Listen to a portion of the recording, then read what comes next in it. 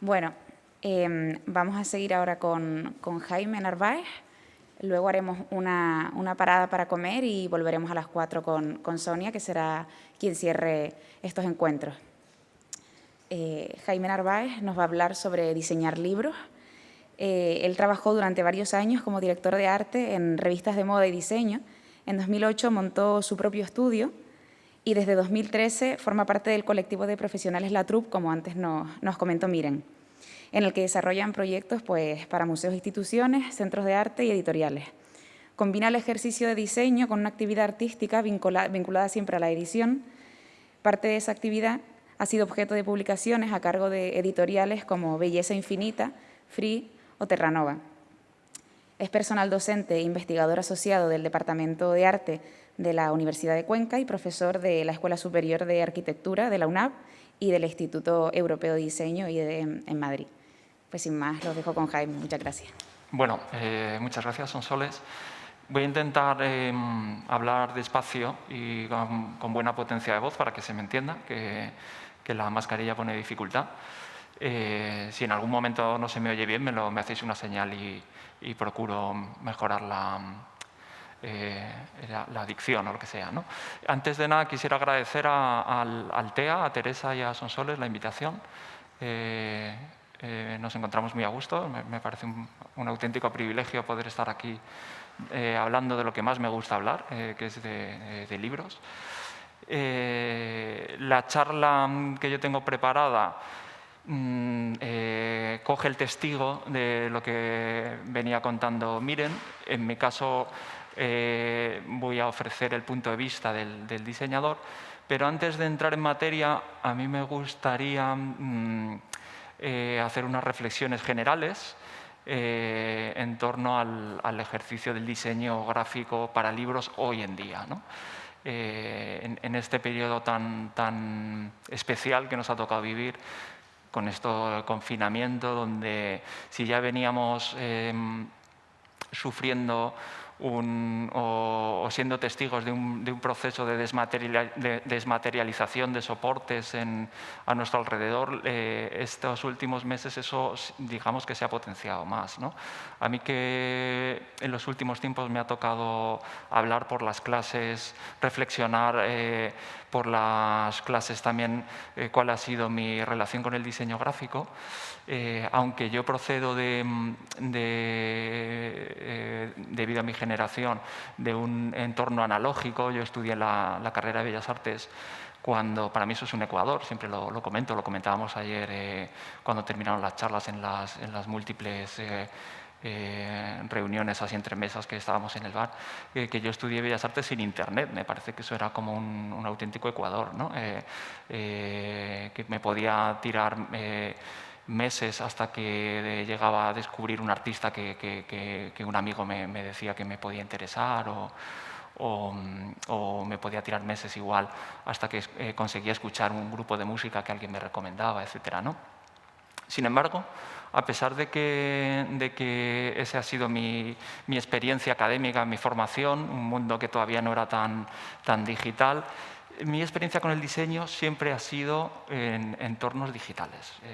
Y de hecho, mi primera reflexiones en profundidad sobre el diseño y sobre tipografía fueron en esos entornos.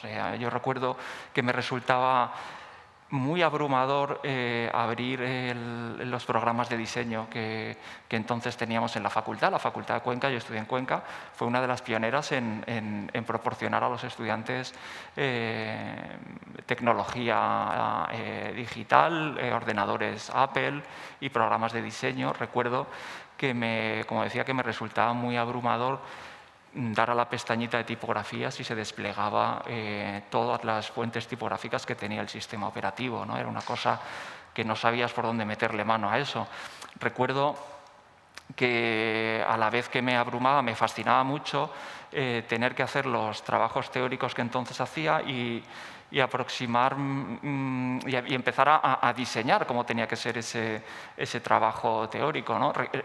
Echando la vista atrás, estoy seguro que eran una selección tipográfica espantosa y con unos cuerpos de letra que debían ser tremendamente grandes, ¿no? Recuerdo haber visto algún trabajo impreso y decir, joder, qué cuerpo de letra tan grande que parece casi un texto infantil, ¿no? Por los cuerpos de letra.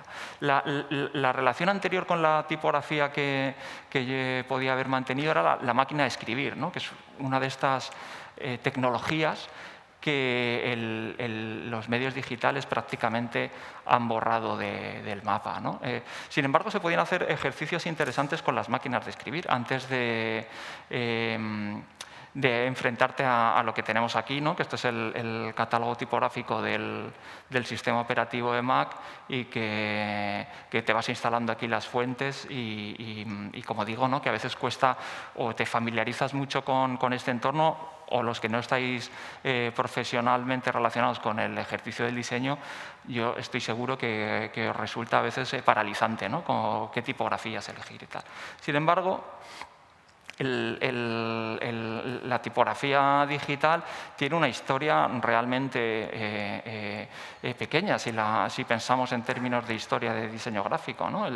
Lo suyo anteriormente eran los tipos móviles, ¿no? Y los diseñadores de antaño pues a lo mejor trabajaban con unas poquitas fuentes tipográficas. Yo recuerdo haber leído una entrevista a un diseñador fantástico que se llama Massimo Vignelli, y Massimo Vignelli decía que prácticamente toda su carrera profesional la había hecho con 4 familias tipográficas. O sea que esto es otro de los temas que va a salir en mi charla de hoy, que comentamos ayer también. La tecnología digital nos ofrece un montonazo de recursos, a veces casi pienso que demasiado, ¿no? Que te pueden llegar a paralizar. Esto lo he sentido yo también con las tipografías, ¿no?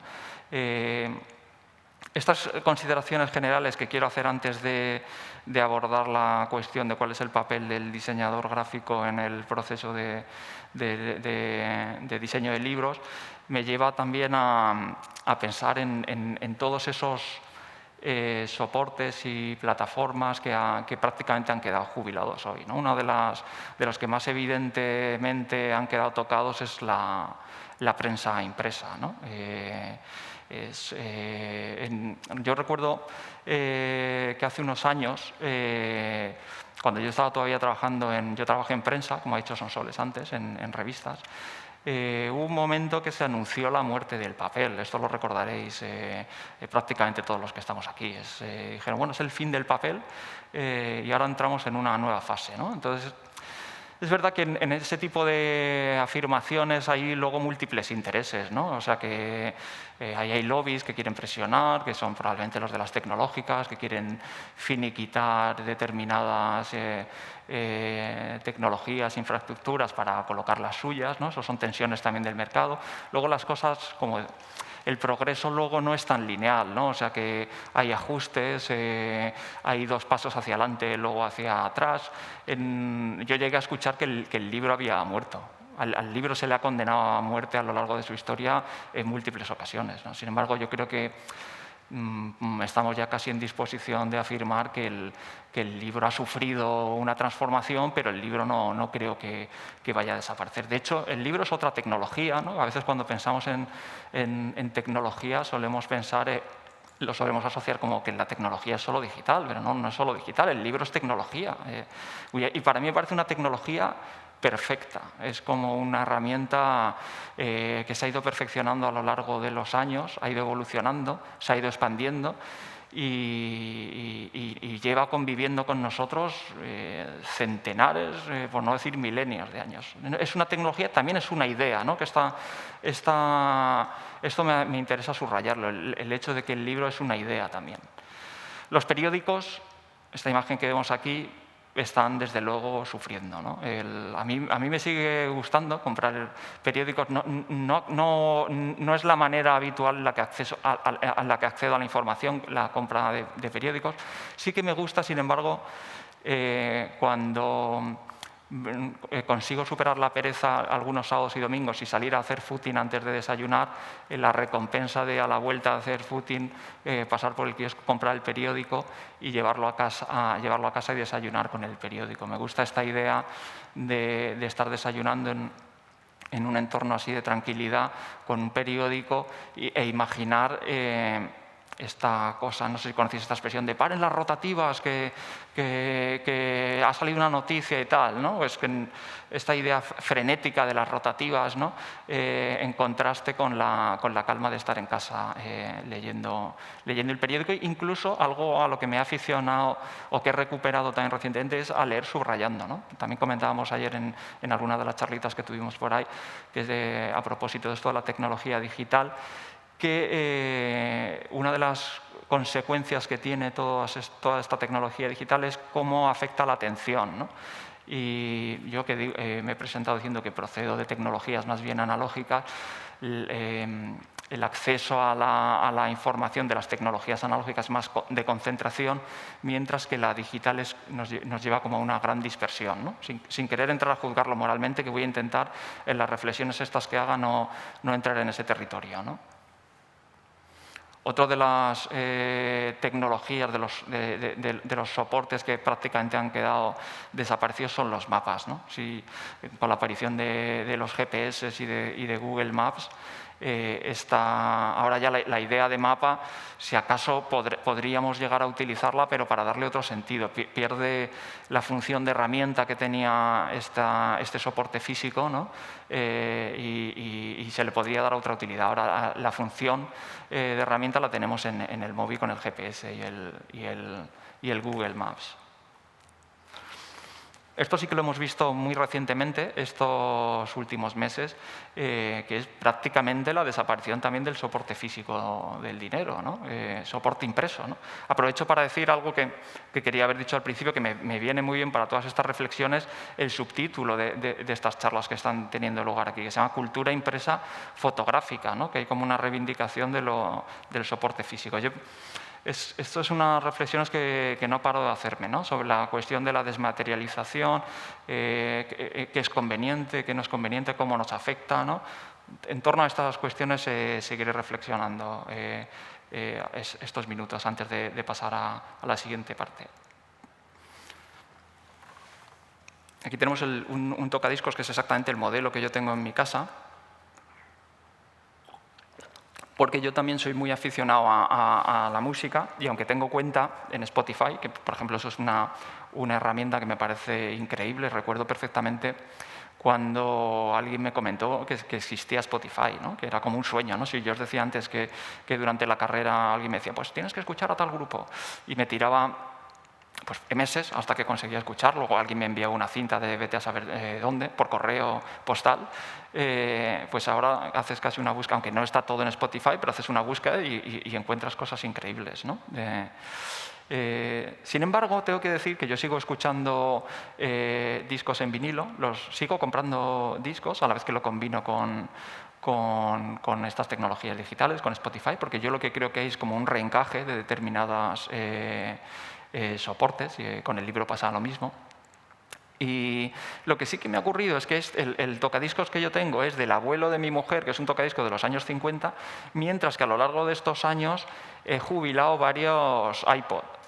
O sea, yo tengo el iPod de segunda generación metido en un cajón ahí, por no hablar de los teléfonos móviles, ¿no? Entonces esas tensiones también me interesan, ¿no? Mientras que este cacharro es el mismo cacharro que, como os digo, es de los años 50 y funciona perfectamente, ¿no? Hubo un momento también, yo lo viví en los años 90, principios de los 90 en este caso, donde también se dijo que el CD había matado al vinilo. Insisto, que también ahí había intereses de mercado, ¿no? Porque las grandes discográficas les venía fenomenal que tú tirases a la basura todos tus discos de vinilo y te comprases lo mismo en CD, ¿no? Y luego, como digo, el progreso no es exactamente lineal y va y viene, ¿no? Y ahora resulta que lo que está totalmente de capa caída es el CD y el soporte y el vinilo es el soporte físico ahora que se vende, ¿no? Está el streaming, pero luego si alguien quiere comprar música, el soporte que está pujante ahora es el vinilo, ¿no? Y hablando de todas estas cuestiones de desmaterialización, a veces se me ocurre una metáfora que podríamos aplicar, ¿no? Y es que tiene que ver también con lo que es funcional y no es funcional, y es que, y esto lo voy a enlazar con los libros, es que podríamos, si quisiéramos, alimentarnos solo con geles, ¿no? Podríamos tomar pildoritas y geles y con eso estaríamos nutridos, ¿no? Y estaríamos sanos. Pero no se trata solo de nutrición, ¿no? Y de hecho la cocina ahora está viviendo como un momento dorado, ¿no? Que entran en juego otras cuestiones, ¿no? Otras sensualidades, otros rituales, que me parece que los rituales también son importantes, y en los rituales entra lo físico, ¿no? Los objetos físicos. Y me parece que esta metáfora de que podríamos nutrirnos con geles y píldoras, pero perderíamos muchísimas otras cosas, ¿no? Y son cosas de un enorme valor para nosotros. Entonces, yo en ese sentido me siento un gran defensor de los soportes físicos. Pongo en tela de juicio también el concepto de utilidad, ¿no? ¿Qué es lo que es útil? Habría que ver qué es lo que es útil. ¿A quién le interesa que una cosa sea útil y otra cosa que haya dejado de ser útil? Y en cualquier caso, lo que sí que veo claro es que, como decía antes, que el progreso no va en una sola dirección, ¿no? Que son movimientos más intrincados, digamos, ¿no? Aquí pongo esta imagen que estoy convencido que hemos visto todos, ¿no? de una imagen reciente, de hace pocas semanas, ¿no? Para empezar a hablar ya de libros, ¿no? Sabéis que Pablo Iglesias es muy aficionado a generar imágenes simbólicas, ¿no? Y esta es una imagen que él publicó en su Twitter, que luego se difundió rápidamente. Había dejado recientemente la política, ¿no? Tras los resultados electorales en la Comunidad de Madrid. Se había cortado el pelo, cosa también que me resulta muy graciosa, ¿no? Algo que esto de cortarse la coleta, ¿no? Que es tampoco de Podemos, ¿no? El mundo de la tauromaquia tampoco vincula con Podemos y sin embargo él se había cortado la coleta, había colgado esta foto buscando realmente generar una imagen simbólica y me interesaba, y por eso coloco esta foto, me interesa porque aparte de mostrarse sin coleta, está leyendo un libro y está leyendo un libro en soporte físico, que podría haber estado leyendo en una tablet, ¿no? Y sin embargo está leyendo un libro en soporte físico. Yo estuve así como mirando, dándole un poquito de zoom a la foto, que por cierto digo que la foto es de Dani Gago, que lo está buscando hoy, porque ya que estamos entre fotógrafos, por lo menos mencionar al fotógrafo, ¿no? Imagino que es alguien de su confianza.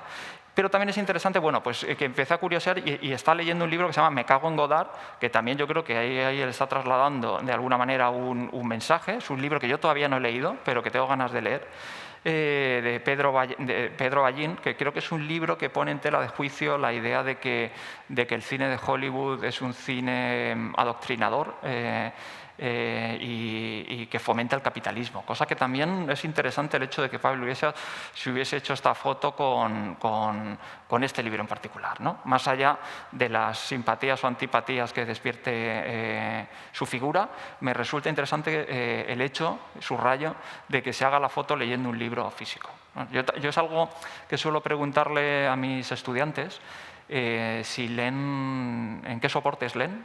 Hay una abrumadora mayoría que leen la prensa, la leen en digital, como casi todo el mundo.